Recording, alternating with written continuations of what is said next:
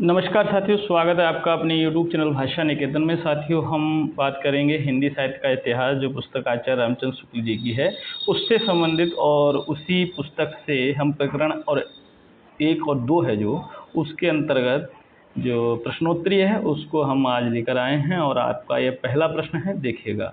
तो साथियों, पहला प्रश्न क्या है?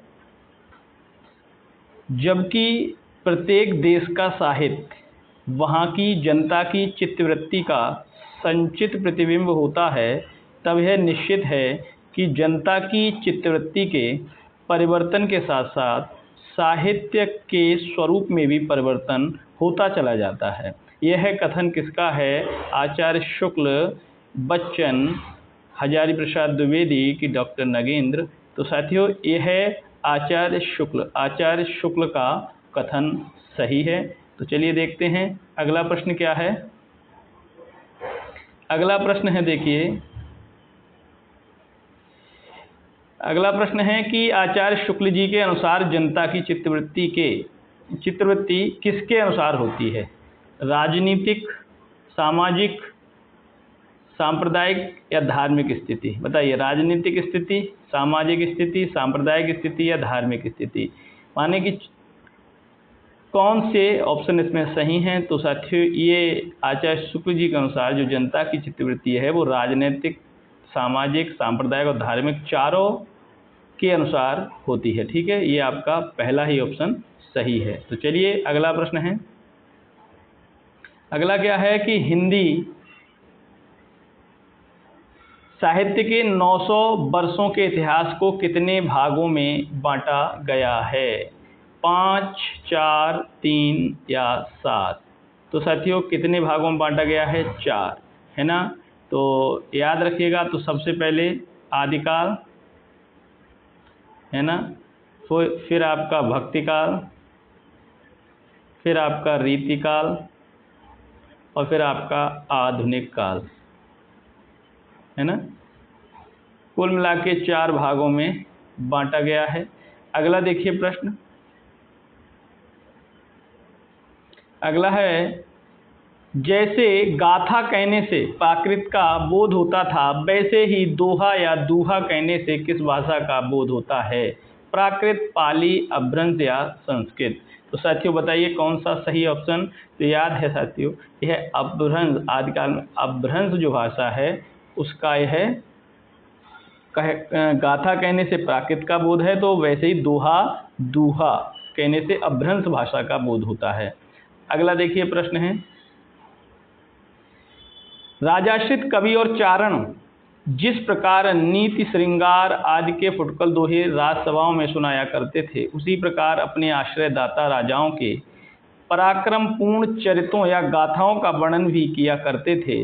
यह प्रबंध परंपरा किस नाम से जानी जाती है? देखिए, रास, रासो, भक्ति या रीत। तो यह जो परंपरा है वो रासो साहित्य, और रासो साहित्य में मान के चलिए जो वीर गाथात्मक जो रचनाएं हुई, तो वहीं से इस आदिकाल को वीर गाथा काल भी नाम दिया है आचार्य शुक्ल ने। तो रासो, ठीक है, वे प्रबंध परंपरा कौन सी थी? रासो काव्य की। अगला देखिए, अगला प्रश्न है, वीर गाथा काल में प्राप्त असंदिग्ध सामग्री की भाषा आचार्य शुक्ल जी के अनुसार कौन सी है? पाली, प्राकृताभास, संस्कृत या अबहट्ठ? तो वीर गाथा काल में प्राप्त असंदिग्ध सामग्री की भाषा आचार्य शुक्ल के अनुसार प्राकृताभास हिंदी। कौन सी? प्राकृत आभास हिंदी। अगला प्रश्न है आपका, चलिय वीर हम्मीर पावहर मेणनि कंपई दिगमण अणह अंधार धूल सुर रहे आच्छई। यह प्रस्तुत पंक्ति हम्मीर की हैं, सारंगधर की हैं या आपके विद्यापति की हैं कि अद्यहमाण की हैं? तो ये हम्मीर के संबंध में ये सारंगधर की पंक्ति हैं। किसकी? सारंगधर की पंक्ति हैं। अगला चलिए प्रश्न है, अगिन जो लागी नीर में कंदो जलिया झार, उत्तर दक्षिण के पंडिता रहे विचार विचार। हमीर, कबीर, विद्यापति या अध्ययमान किसकी पंक्ति है बताइए। अग्नि जो लागी नीर में, कंदो जलिया झार, और उत्तर दक्षिण के पंडिता रहे विचार विचार। ये पंक्ति किसकी है बताइए। हमीर, कबीर, विद्यापति या अध्ययमान। तो साथियों ये पंक्ति किसकी है बताइए। तो ये है आपके कबीर की पंक्ति। किसकी है? कबीर की पंक्ति है। चलिए अगला देखते हैं। अगला प्रश्न है, बालचंद बिज्जवंग भाषा दुहनहि लग्गण दुज्जन हासा। यह पंक्ति किसकी है?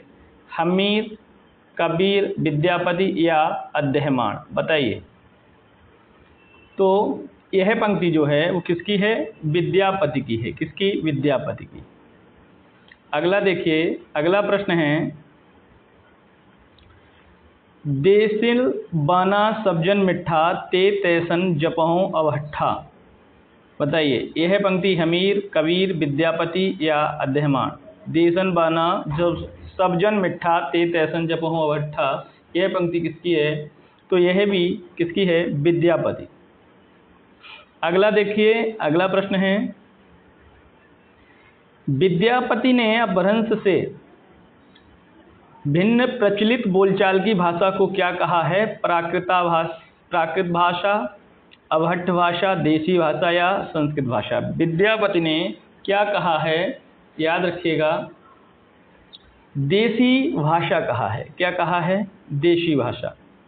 ठीक है, क्या कहा है? देसी भाषा। अपभ्रंश से भिन्न प्रचलित बोलचाल की भाषा को उन्होंने क्या कहा है? देसी भाषा कहा है। अगला देखिए प्रश्न है, प्रकरण 2 से, प्राकृत से बिगड़कर जो रूप बोलचाल की भाषा ने ग्रहण किया वह भी आगे चलकर कुछ पुराना पड़ गया और काव्य रचना के लिए रूढ़ हो गया। उस भाषा को किस नाम से जाना जाता है? प्राकृत भाषा, अवहट्ठ भाषा, अपभ्रंश भाषा या संस्कृत भाषा। वह भाषा जो क्या था? प्राकृत से बिगड़कर जो रूप बोलचाल की भाषा में ग्रहण किया गया वह आगे चलकर कुछ पुराना पड़ गया और काव्य रचना के लिए रूढ़ हो गया। उस भाषा को किस नाम से जाना गया बताइए साथियों। किस नाम से जाना गया? प्राकृत, अवहट्ठ, अपभ्रंश या संस्कृत। तो अपभ्रंश भाषा। कौन सा? अपभ्रंश भाषा। अगला देखिए, अगला प्रश्न है, भरत मुनि विक्रम की 3री शताब्दी ने अपभ्रंश को किस नाम से पुकारा है? लोक भाषा, देश भाषा, अवहट्ठ भाषा या प्राकृताभास। बताइए भरत मुनि ने किस भाषा को क्या नाम दिया है? इसको देश भाषा कहा है। वैसे तो यह लोक भाषा भी है, लेकिन भरत मुनि ने क्या कहा है? देश भाषा कहा है। और अच्छा प्रश्न है, याद रखिएगा। अगला प्रश्न देखिए, आचार्य शुक्ल के अनुसार अपभ्रंश नाम पहले पहल कहाँ मिलता है? कलिंग के शासक अशोक के शिलालेख में, बल्लवी के राजा धारसेन द्वितीय के शिलालेख में, देवसेन के श्रावकाचार में या चंद्रवरदाई के पृथ्वीराज रासों में। बताइए। तो साथियों किस जगह यहाँ अपभ्रंश नाम सबसे पहले मिलता है? तो सही जो यहाँ पर उत्तर है वो कौन सा हो जाएगा? देखिए बल्लवी के राजा धारसेन द्वितीय के शिलालेख में मिलता है। बल्लवी के राजा धारसेन द्वितीय के शिलालेख में मिलता है, जिसमें क्या है? जिसमें उसने अपने पिता जो कौन थे? गुहसेन है ना, जो उनके पिता गुहसेन थे, ठीक है, उनको भी उसने क्या कहा है? तीनों संस्कृत, प्राकृत और अपभ्रंश तीनों का कवि कहा है उसने। अब देखिए अगला प्रश्न है, जो जिण शासन भाष्यऊ सो मण कह्यऊ सार, और जो पालई सई भाव करे सो सरि पावन पार। प्रसिद्ध पंक्ति किस रचना से ली गई है? दब साहब पयास, श्रावकाचार और आदि पुराण या जसहर चरियू। बताइए किस जोजिण शासन भाषियु सोमण कहे उसार, जो पालय से भाव कर सो सर पावड़ पार। बताइए किस से है ये पंक्ति, बताइए। तो ये जो श्रावकाचार पुस्तक है उससे ये पंक्ति ली गई है। किससे ली गई है? श्रावकाचार। और इसके रचनाकार कौन है? देवसेन। देवसेन। तो देवसेन की जो पुस्तक है कौन सी है? श्रावकाचार। उस पुस्तक से वो ये है पंक्ति ली गई है और उसमें ये दोहा ही लिए गए हैं। ठीक है, और इन्हीं की ही दब साहब पयास पुस्तक है। ठीक है, अगला देखते हैं प्रश्न। अगला है, आदिकाल में चरित्र काव्य या आख्यान काव्य के लिए अधिकतर कौन सी पद्धति ग्रहण की गई? दोहा छप्पे, चौपाई दोहे, दोहा सोरठा या चौपाई सोरठा? बताइए। तो सही उत्तर इसका है दोहा चौपाई। तो दोहा चौपाई पद्धति में रचना आदिकाल में हुई है। अगला देखिए, अगला प्रश्न है आपका, 84 सिद्ध बौद्ध धर्म की किस शाखा से संबंधित हैं? 84 सिद्ध बौद्ध संप्रदाय, वज्रयान संप्रदाय, हीनयान संप्रदाय या महायान संप्रदाय? 84 सिद्ध, 84 सिद्ध, 9 नाथ। ठीक है, सिद्ध 84 हैं और नाथ 9 हैं। बताइए 84 सिद्ध बौद्ध धर्म की किस शाखा से संबंधित हैं? तो साथियों वज्रयान शाखा से। किस शाखा से हैं? वज्रयान शाखा से। अगला देखते हैं, राजशेखर की कर्पूर मंजरी में किस सिद्ध योगी का उल्लेख मिलता है? बताइए। राघवानंद, भैरवानंद, नागार्जुन या महेंद्रनाथ? बताइए सही उत्तर क्या है? राघवानंद, भैरवानंद या कि नागार्जुन या कि आपके महेंद्रनाथ? बताइए सही जवाब क्या होगा? तो साथियों भैरवानंद। कौन सा? भैरवानंद। अगला देखते हैं,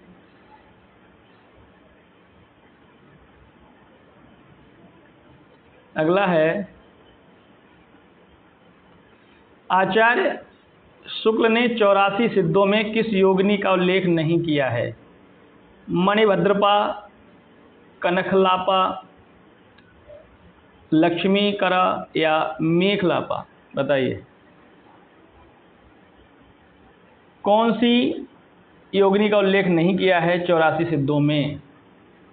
देखिए 84 सिद्धों में इन्होंने मणिभद्रपा का किया है, कनखलापा का किया है और लक्ष्मीकरा का किया है। ठीक है, लेकिन इन्होंने मेखलापा का नहीं किया है। अगला देखिए प्रश्न है, सिद्ध योगियों की भाषा थी प्राकृत मिश्रित देश भाषा, संस्कृत मिश्रित देश भाषा, अवहट्ट मिश्रित देश भाषा, अपभ्रंश मिश्रित देश भाषा? बताइए। तो सिद्ध योगियों की भाषा थी अपभ्रंश मिश्रित देश भाषा। अगला प्रश्न है, सिद्धों की रचनाओं का संकलन बौद्ध गान ओ दोहा के नाम से किसने संपादित किया? सिद्धों की रचनाओं का संकलन बौद्ध गान ओ दोहा के नाम से किसने संपादित किया? राहुल सांकृत्यायन जी ने, पंडित हरप्रसाद शास्त्री जी ने, डॉक्टर विनय तोष भट्टाचार्य ने या डॉक्टर नगेंद्र ने? बताइए किसने किया है? बताइए। जो सिद्धों में पुराने सिद्ध कौन हैं? पुराने सिद्ध कौन हैं? सरहपा। कौन है? सरहपा। तो जो सरहपा हैं, ठीक है, उसमें कहें तो बौद्धगान और दोहा के नाम से किसने संपादित किया है सिद्धों की रचनाओं का संकलन? बताइए।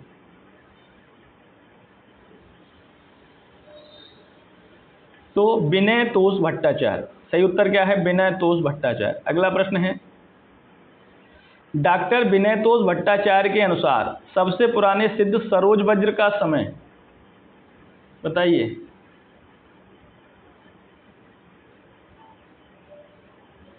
ये थोड़ा रुकिए साहब, ये उत्तर गलत है, इसमें सही से देखिए। सिद्धों की रचनाओं का संकलन बोधगान ओ दोहा के नाम से किसने संपादित किया है?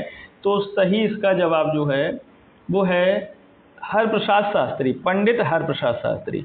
विनयतोष भट्टाचार्य नहीं, पंडित हरप्रसाद शास्त्री। ठीक है, बोधगान ओ दोहा। ठीक है,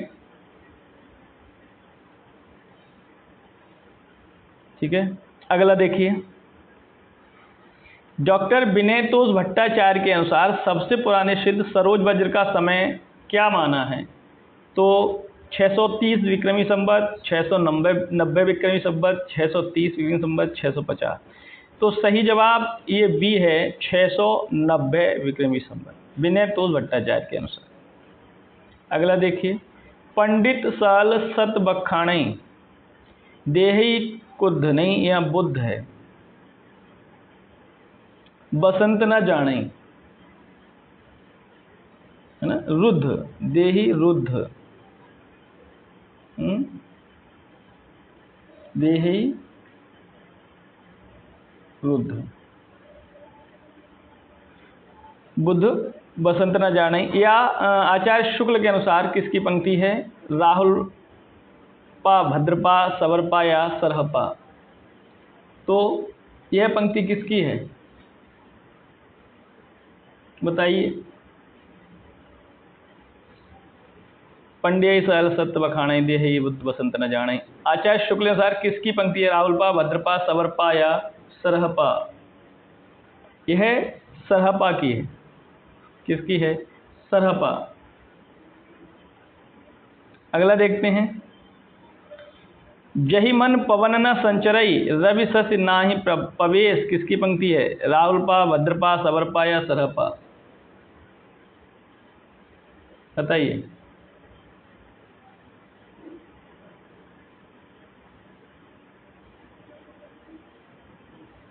तो यह भी सरहपा की पंक्ति है। का आ तरवर पंच बिड़ाल चंचल चिए पड़ठो काल किसकी पंक्ति है? लोईपा, भद्रपा, सवरपा, सरहपा। का तरवर पंच बिड़ाल यह किसकी है? तो साथियों लुईपा या लुहिपा की पंक्ति है। अगला है, नाद न बिंदु न रवि न शशि मंडल पंक्ति किस संप्रदाय से संबंधित है? बताइए।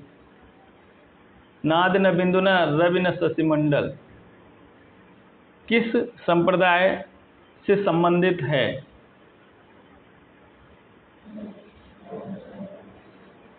नाथ, सिद्ध, जैन या उपर्युक्त सभी। क्या उत्तर होगा इसका? तो साथियों सिद्ध। ठीक है, सिद्ध। अगला देखें, महासुखवाद का प्रवर्तन किस शाखा में हुआ है? वज्रयान संप्रदाय, हीनयान, महायान या उपर्युक्त सभी। बताइए। महासुखवाद का प्रवर्तन किस शाखा में हुआ है? बताइए उत्तर क्या? किस शाखा में हुआ है? वज्रयान शाखा में। किस शाखा में हुआ है? वज्रयान शाखा में। अगला प्रश्न है, वज्रयान संप्रदाय में निर्वाण के प्रमुख अवयवों में शामिल नहीं हैं। कौन कौन से हैं? ज्ञान, शून्य, विज्ञान या महासुख। जो वज्रयान शाखा है संप्रदाय, निर्वाण के प्रमुख अवयवों में शामिल इनमें से कौन सा नहीं है? बताइए। कौन सा नहीं है? शून्य है, विज्ञान है और महासुख है। शून्य है, विज्ञान है और महासुख है। ये तीन अवयव तो हैं। कौन सा नहीं है? ये ज्ञान नहीं है। ज्ञान नहीं है। ठीक है, याद रखिएगा, ये ज्ञान नहीं है। ठीक है।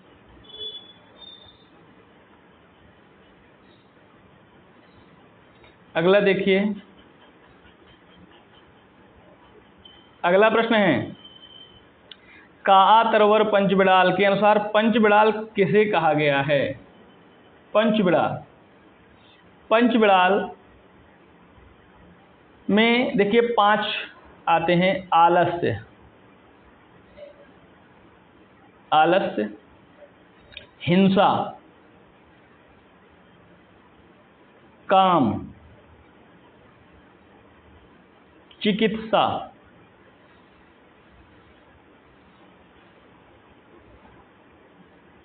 और मोह, और आपका मोह, ये 5 आते हैं। कितने? 5 पंचबिड़ाल। तो इसमें आलस्य, हिंसा, काम, चिकित्सा, मोह, ये कौन से हैं? ऑप्शन डी, ये आपका सही है। ठीक है, अगला प्रश्न, अगला है, वज्रयान में किसके योग से महासुख दशा की प्राप्ति मानी गई है? शून्य और विज्ञान, विज्ञान और प्रज्ञा, उपाय और विज्ञान, और प्रज्ञा या प्रज्ञा और उपाय। वज्रयान में किसके योग से महासुख की दशा की प्राप्ति मानी गई है? महासुख दशा की प्राप्ति किससे मानी गई है? बताइए।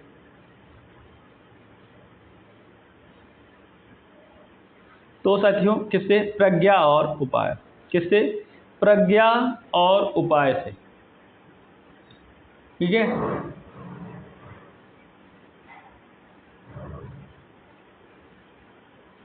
अगला देखते हैं, सिद्धों की भाषा क्या कहलाती है? ब्रज भाषा, प्रवंश भाषा, प्राकृत भाषा या संध्या भाषा? सिद्धों की भाषा कौन सी है? बताइए, सिद्धों की भाषा कौन सी भाषा है? बताइए, यह प्रश्न आपके लिए। तो साथियों, ये हमारे 30 प्रश्न रहे, और ये हमारे प्रकरण आदिकाल के प्रकरण 1 और 2 से प्रश्न कुछ रहे, और इसी तरीके की हम जो प्रश्नोत्तरी है आचार्य शुक्ल की पुस्तक से, वो आप तक साझा करते रहेंगे। और आचार्य शुक्ल की जो पुस्तक है उसका भी हम अध्ययन कर रहे हैं, वो आप लोग प्ले लिस्ट में देख सकते हैं। तो फिर मिलते हैं इसी तरीके से। तो नमस्कार, धन्यवाद।